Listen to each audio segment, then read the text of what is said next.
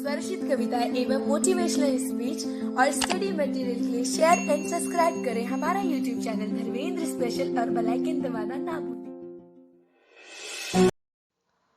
सुप्रभात।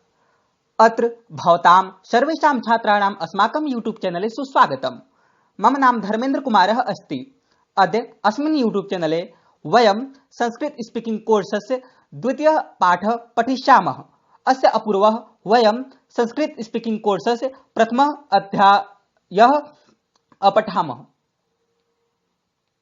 आज हम पढ़ने वाले हैं संस्कृत स्पीकिंग कोर्स, जिसके अंतर्गत आज हम पढ़ेंगे दूसरा अध्याय। इससे पहले हम लोगों ने पहला अध्याय का अध्ययन कर लिया था। तो यदि आपको कुछ न समझ में आया हो तो आप हमसे कमेंट बॉक्स में जरूर पूछ सकते हैं। यदि आप हमारे द्वारा दिए गए प्रश्नों के जवाब देना चाहते हैं जो कि हमारे वीडियो में पूछे जाते हैं, तो उसके लिए हमारा व्हाट्सएप नंबर आपको डिस्क्रिप्शन में उपलब्ध हो जाएगा। आप वहां से आप हमें संदेश कर सकते हैं। तो आइए आज का अपना वीडियो शुरू करते हैं, संस्कृत स्पीकिंग कोर्स का दूसरा अध्याय। लेकिन उससे पहले यदि वीडियो आपको अच्छे लगे तो like, subscribe, share and comment जरूर करें और साथ में अपने दोस्तों के साथ भी शेयर करें, जिससे कि आपके दोस्त कोई छूट ना पाए, और बेल आइकन पर क्लिक करें जिससे कि नोटिफिकेशन आपको प्राप्त होती रहे। तो आइए शुरू करते हैं आज का अपना वीडियो, संस्कृत स्पीकिंग कोर्स। तो आज हम पढ़ेंगे नियम 7। कल हमने पढ़ा था नियम 1 से 6, और नियम 1 से 6 में हमने देखा था कि कर्ता, कर्म और भवान के साथ कौन सी विभक्ति होती है, और अपदम न प्रयोज्य, एक अर्थ के साथ, जैसे एक अर्थ वाले शब्द हो तो एक ही प्रयोग करना चाहिए। तो ये हमने देखा था पहले अध्याय में। तो आज हम देखेंगे नियम 7। लेकिन उससे पहले हमेशा की तरह मैं आपको पहले कुछ शब्दों से अवगत कराऊंगा, तब फिर आगे बढ़ेंगे। तो आइए प्रारंभ करते हैं। तो सबसे पहले हम बात करते हैं सर्वनाम और संज्ञा शब्दों का। तो देखिए, सबसे पहले हम बात करते हैं त्वम। त्वम मतलब तू या फिर तुम। और युवाम, युवाम मतलब तुम दोनों। और यूयम, यूयम मतलब तुम सब। तो त्वम, युवाम, यूयम, तुम, तुम दोनों, तुम सब। अब देखिए, फलम मतलब फल, पुस्तकम पुस्तक यानी किताब, पुष्पम फूल, और पत्र पत्ता, जो पेड़ का पत्ता होता है, या फिर चिट्ठी। ओके। और भोजन, भोजनम मतलब होता है भोजन, जलम मतलब होता है जल, और राज्यम मतलब होता है राज्य, स्टेट, ठीक है इंग्लिश में। सत्यम सत्य, गृहम घर, और वनम मतलब वन यानी फिर फॉरेस्ट। ओके। तो ये थे संज्ञा और सर्वनाम। जैसे अब हम बात करते हैं क्रिया की। तो क्रिया में क्या आएगा? रक्ष यानी रक्षा करना, और वद यानी बोलना, पच पकाना, पत गिरना, ठीक है। जैसे पतति पततः पतंती, तो पत मतलब गिरना होता है। अच्छा, नम नमस्कार करना। अब ये थी क्रिया। अब हम बात करते हैं कुछ अव्यय। अव्यय मतलब जैसे आज, कल, जो भी है। तो अद्य मतलब होता है आज, और संप्रति मतलब होता है अब, और इदानीं मतलब भी होता है अब, और अधुना मतलब भी होता है अब, ठीक है। अब यदा मतलब जब, कदा मतलब कब, और तदा मतलब तब। यदा जब, कदा कब, तदा मतलब जब। ओके। तो देखिए, अब कुछ हम बताते हैं रूप कैसे चलते हैं। रूप चलाने में आपको बहुत सी प्रॉब्लम फेस करनी पड़ जाती है। तो देखिए यदि आप शब्दों को रटते रहेंगे तो बहुत सी प्रॉब्लम होगी ही होगी। यदि आप उनके चिन्हों को समझेंगे तो आपको कहीं भी प्रॉब्लम नहीं होगी। ओके। देखिए, फल से वन तक के रूप एक ही प्रकार चलते हैं। अब देखिए, फल का आप अलग याद करेंगे, और पुष्प का अलग, वन का अलग, तो बहुत सारी प्रॉब्लम हो जाएगी। लेकिन यहाँ हम क्या बता रहे हैं कि फल से वन तक के रूप एक ही प्रकार चलते हैं। लेकिन इसमें बस दो कंडीशंस हैं। देखिए, तो पहले मैं आपको बता देता हूं। और रक्ष से नम यानी ये क्रिया जो थी इसका भौतिकवत चलते हैं रूप, है ना, क्योंकि ये भी क्रिया है, रक्ष भी क्रिया है, रक्ष से नम तक हमने जो भी जितने भी शब्द बताए थे वो सब क्या थे, क्रिया थे। तो देखिए, जैसे हम फल का चला के दिखाते हैं आपको, पहले कर्ता चलाते हैं तो मध्यम पुरुष में फलम फले फलानि, फलम फले फलानि, कर्ता क्या चला, फलम फले फलानि, और कर्म भी यही चलेगा, फलम फले फलानि। ओके, लेकिन इसी प्रकार हम वन का भी चला सकते हैं, वनम वने वनानि, कर्ता वनम वने वनानि कर्म। लेकिन यहां पे दो प्रॉब्लम है। क्या प्रॉब्लम है? जैसे पुष्प, पुष्प का अगर हम पुष्पाणि लगाएंगे, नहीं, ऐसा नहीं। इसका पहले संक्षिप्त रूप देखिए क्या होगा, अम ए आनी। अब हमें फलम फले फलानी ये नहीं याद रखना है, हमें रखना है अम ए आनी। ठीक है, ये दोनों विभक्तियों में चलता है, प्रथमा और द्वितीय यानी कर्ता और कर्म। लेकिन यहीं पे अगर हम बात करते हैं पुष्प, ठीक है, तो पुष्पम पुष्पे पुष्पाणि, कर्ता पुष्पम पुष्पे पुष्पाणि कर्म। तो देखिए, षटकोट स यानी जो राष्ट्रीय राष्ट्रवाद, तो इसमें जो श का प्रयोग हुआ है ये वाला श और र और श षटकोण वाला जहां आते हैं दोनों, वहां पे न के स्थान पे अण का प्रयोग होता है। तो इस प्रकार यहां पे हुआ है पुष्पम पुष्पे पुष्पाणि, कर्ता पुष्पम पुष्पे पुष्पाणि कर्म। ठीक है, तो र और श का आपको ध्यान रखना है कि किस शब्द में र और श आ रहे हैं, उसके स्थान पे आनी की जगह पे आडी लगेगा, और जहां पे एड लगेगा यानी जहां पे भी न का प्रयोग होगा वहां पे हमेशा अड़ का प्रयोग होगा। ओके, बस इतना ध्यान रखना है आपको। अच्छा, अब हम रक्ष से नम का रूप बताए थे कि भौतिक वत चलेगा। ठीक है, तो भौतिक का मध्यम पुरुष में क्या चलेगा, भवसी भवथः भवत। तो इसी प्रकार रक्षसी का हम चला के देखते हैं, रक्षसी रक्षथः रक्षत, और नमस्कार यानी नम का नमसी नमथः नमथ। तो इसका संक्षिप्त रूप क्या बनेगा, सी थः थ, या फिर असी अथः अथ। ओके, तो आई होप अब समझ में आएगा कि ये कैसे चलते हैं। अब देखिए, एक वचन में असी, दो वचन में अथः और बहुवचन में अथ। ठीक है, और हमने रूप बता दिया, रक्ष वदसी, हाँ वदसी का भी देखिए, वदसी वदथः वदथ, ऐसे है ना। अब देखिए, संस्कृत में कितने वचन होते हैं, तीन। पहले प्रथमा वचन यानी एक वचन, द्विवचन, बहुवचन। ठीक है, एक के लिए एक और दो के लिए दो वचन का, और तीन या तीन से अधिक के लिए बहुवचन का प्रयोग होता है। ठीक है, देखिए संस्कृत में तीन पुरुष होते हैं, पहला प्रथम पुरुष, और दूसरा मध्यम पुरुष, और तीसरा उत्तम पुरुष। तो प्रथम पुरुष को अन्य पुरुष भी कहते हैं। तो प्रथम पुरुष में क्या होता है कि किसी व्यक्ति या फिर किसी वस्तु का नाम होता है, जैसे धर्मेंद्र, तो ये क्या हुआ, व्यक्ति का नाम है, मेरा नाम धर्मेंद्र है। अगर ये हम वस्तु की पुस्तक, तो एक बुक है, एक वस्तु है, तो ये क्या नाम हुआ, वस्तु का नाम हुआ। अगर यहीं पे हम मध्यम पुरुष की बात करते हैं तो मपु यानी मतु। तो देखिए, मध्यम पुरुष के अंदर क्या होता है कि तुम या फिर तुम दोनों या फिर तुम सब, और वह या वे दोनों, वह सब, ये सर्वनाम किस में आएगा, प्रथम पुरुष में आएगा। ठीक है, अच्छा अब हम बात करते हैं उत्तम पुरुष। देखिए, उत्तम पुरुष में अपने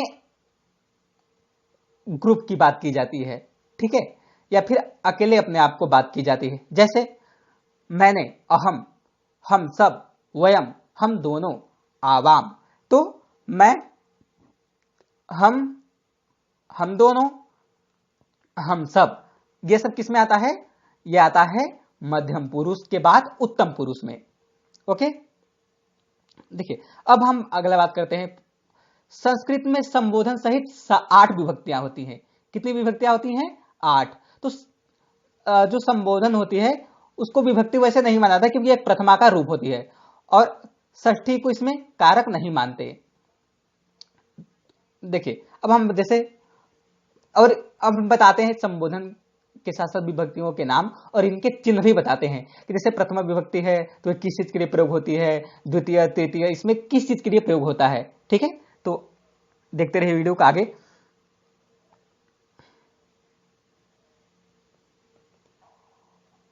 देखिए पहले विभक्ति में क्या होता है, कर्ता होता है, यानी किसी व्यक्ति का नाम होता है या फिर हाँ किसी व्यक्ति का नाम या फिर वह या वे सब वे दोनों ये होता है। ठीक है, अच्छा अब हम कर्म की बात करते हैं तो कर्म कारक में आता है को, जैसे राम को रामम, कृष्ण को कृष्णम, ऐसे। ठीक है, अच्छा अब तृतीय की बात करते हैं तो देखिए तृतीय में आता है कि साधन से हम बात करते हैं तृतीय में, है ना, कि किसी के माध्यम से हमने ये काम किया तो इसे ने, से और द्वारा।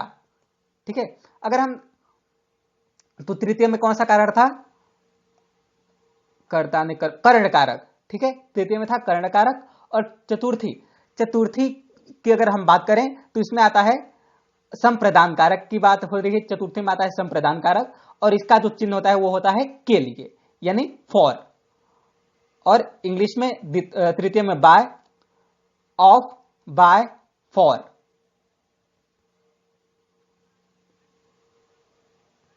देखिए पंचमी की अगर हम बात करते हैं तो इसमें आता है अपादान कारक। तो अपादान का प्रयोग होता है किसी चीज से अलग करना, मतलब किसी चीज से अलग हटाना। तो जैसे इसका प्रयोग होता है से, जैसे वह बाजार से घर गया तो सह आपणात गृहम गच्छति। ठीक है, सह आपणात गृहम गच्छति, आपणात में लग गई पंचमी विभक्ति जिससे हो गया बाजार से, तो बाजार से वह घर चला गया यानी अलग हो गया। ठीक है, तो इसी यहां पे होती है पंचमी विभक्ति। अच्छा षष्ठी में हम बात करते हैं तो यहाँ पे भी ऑफ का प्रयोग होता है, जैसे संबंध के युग में यहां होता है, जैसे का, की, के, को, काकी के, सॉरी। जैसे कृष्ण के पिता का नाम राजेश है तो जैसे कृष्ण से पितु नाम राजेश अस्ति, तो कृष्ण में षष्ठी विभक्ति और पितु में षष्ठी विभक्ति का प्रयोग हुआ। अब बात करते हैं हम अधिकरण कारक या फिर सप्तमी विभक्ति, ये में या फिर पर के योग में प्रयोग होता है। जैसे नदी में मछलियां हैं तो नद्याम मत्स्याः सन्ति। ठीक है, नद्याम मत्स्याः सन्ति, यानी नदी में मछलियां हैं। अच्छा अब हम बात करते हैं संबोधन की बात। तो संबोधन में क्या होता है कि हे, ऐ या फिर हो का प्रयोग होता है। तो ये हमने देखा नियम 6 तक पढ़ा, यानी विभक्तियों के बारे में हमने पढ़ा। अब 7वां नियम पढ़ते हैं कि अचहीनम परेण न संयोज्य, अचहीनम परेण न संयोज्य। तो देखिए अच मतलब क्या होता है, स्वर, और हल मतलब क्या होता है, व्यंजन। तो इसमें क्या होता है कि जो व्यंजन है वो अच से मिल जाता है, यानी जो स्वर से मिल जाता है। व्यंजन का हलंत जो अक्षर होता है वो स्वर से मिट जाता है। जैसे हम ये नियम भी ऐच्छिक है, यानी आपके इच्छा अनुसार चलेगा। यदि आप चाहें तो लगा सकते हैं और आप नहीं चाहते हैं कि हम ये नियम यूज नहीं करना चाहते तो आप इसको ना प्रयोग करें। तो देखिए जैसे हम बात करते हैं कि त्वम प्लस अद्य, तो त्वम का जो म है वो हलंत है इस वक्त। अगर आप चाहें तो इसको पूरा करने के लिए अ का म में मिला सकते हैं, अ को म में। ठीक है, जैसे त्वमद्य, यदि यहीं पे हम बात करते हैं यूयम, तो जो हलंत में है उसको प्लस इदानीम, तो ई से मिल जाएगा अगर आप चाहे तो। जैसे यूयम इदानीम। ठीक है, अगर आप अलग अलग करें तो यूयम प्लस इदानीम, यदि आप एक में करना चाहें तो यूयम इदानीम। तो ये आपके अनुसार ऐच्छिक नियम है। अच्छा अब हम कुछ वाक्य देते हैं आपको जो कि आपको बताना है संस्कृत से हिंदी में।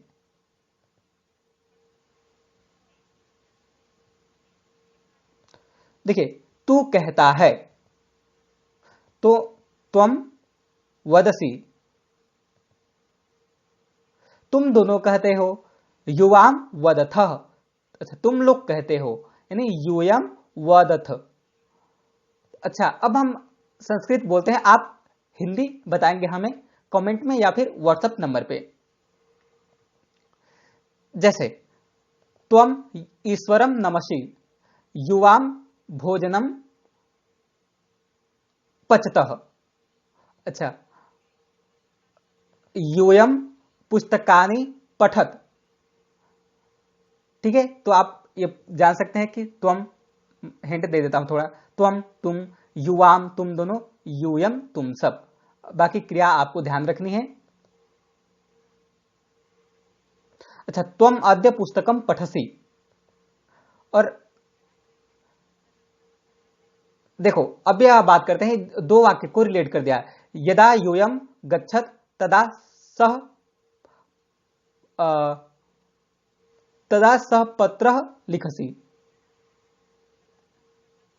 नहीं सह पत्र लिखसी गलत हो जाएगा। यदा यदा यूयम गच्छत तदा सह पत्रम लिखति। ठीक है, अब सही हुआ। यदा यूयम गच्छत तदा सह पत्रम लिखति। तो यदा, मैं बता देता हूं एक बार, ये वाक्य आगे का नहीं बताऊंगा। यदा, जब तुम सब जाते हो, यानी हाँ जब तुम सब जाते हो तब वह पत्र लिखता है। ठीक है, अच्छा अगला वाक्य है त्वम राज्यम रक्षसी, यूयम पुष्पाणि रक्षत, और त्वम गृहम गच्छसी। अच्छा अब संस्कृत बनाना है आपको, नहीं ये तो था हिंदी बनाने के लिए, अब आपको बनाना है संस्कृत। जैसे तू पढ़ता है, तू पत्र लिखता है, तू भोजन पकाता है, तू राज्य की रक्षा करता है, तू फल की रक्षा करता है, तू सत्य बोलता है और तू घर जाता है, तू असत्य बोलता है, तू राजा को प्रणाम करता है और तू यहां आता है। ठीक है, अब हम बात करते हैं थोड़ी सी पिछले रिवीजन की, जो हमने पढ़ा था। तो जितने भी हमने यहां पे वाक्य दिए थे, ये सारे शब्द इस वीडियो में ही बताए गए हैं, और कोई शब्द ऐसे होंगे जो पिछले वीडियो में बताए गए हैं, तो आप वहां से वॉच कर सकते हैं। ओके, उसके बाद हमने एक्स्ट्रा कुछ नहीं दिया है आपको होमवर्क के लिए। तो आई होप अब वीडियो आपको पसंद आई होगी। यदि पसंद आए तो like, subscribe, share and comment जरूर करें। जय हिंद, जय भारत, वंदे मातरम।